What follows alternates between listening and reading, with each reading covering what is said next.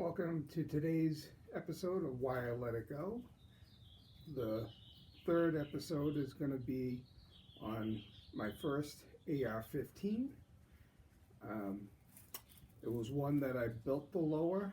It was forget the company name, it was a generic company basically, using Palmetto State Armory lower build kit with some Magpul furniture.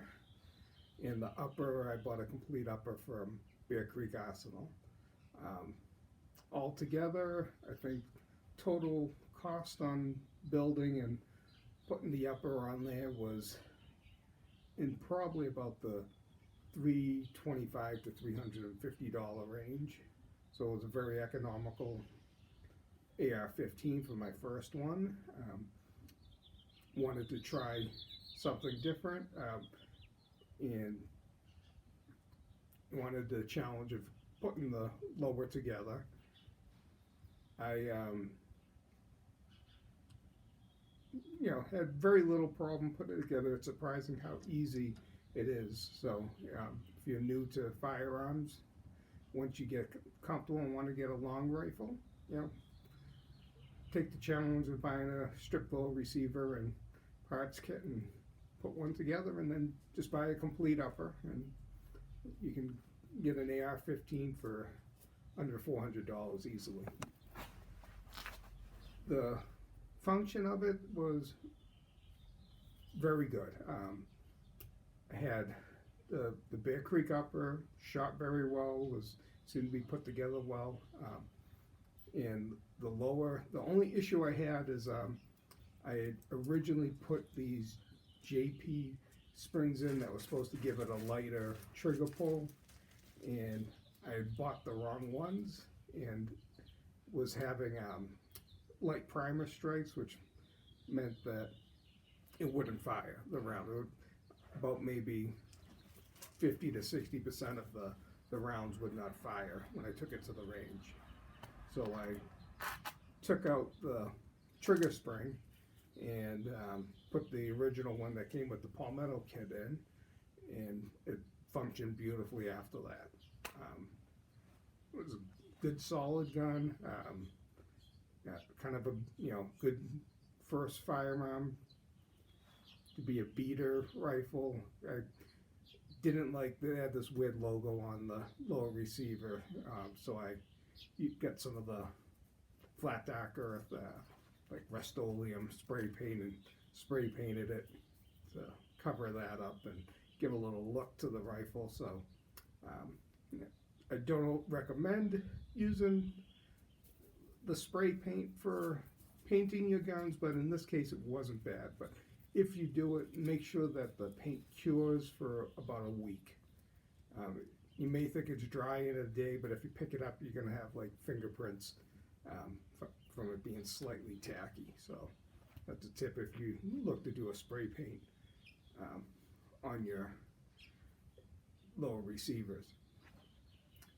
The accuracy of the rifle seemed pretty good. I only shot it at about 25-30 yards at an indoor range. So I get pretty good groups with it. No complaints with that gun whatsoever. Why did I let it go? I was ready to graduate to maybe a little better firearm. I did another lower build using an Aero Precision.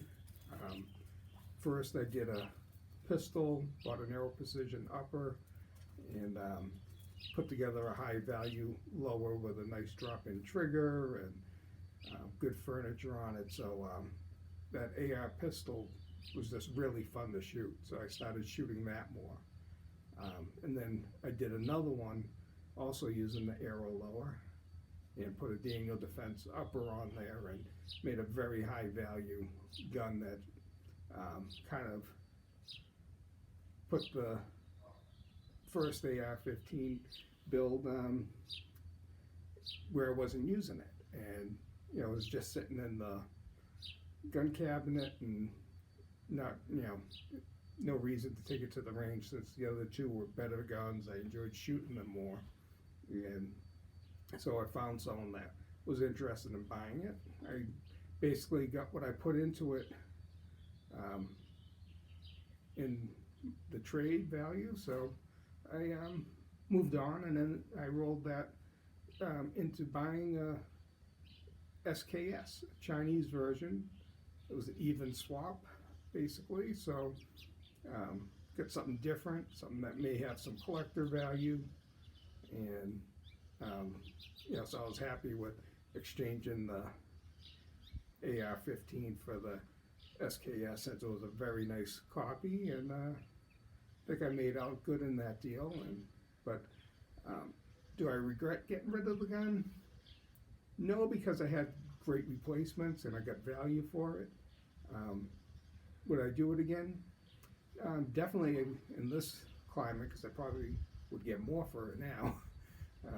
Probably could get about 500 in value at this point, maybe even more. People desperate enough, but it was a good solid gun, so hopefully get into the hands of someone that can use it and value it. And I think that's what happens as you get into firearms and enjoy it. You kind of progress and move on. Some people like to keep everything, but I got to take advantage of maybe getting some value so I can get some new things that I actually want and will use more, or maybe have some collective value and such. So that's my review for my first AR-15 and why I let it go. Everyone have a great day, and talk to you soon.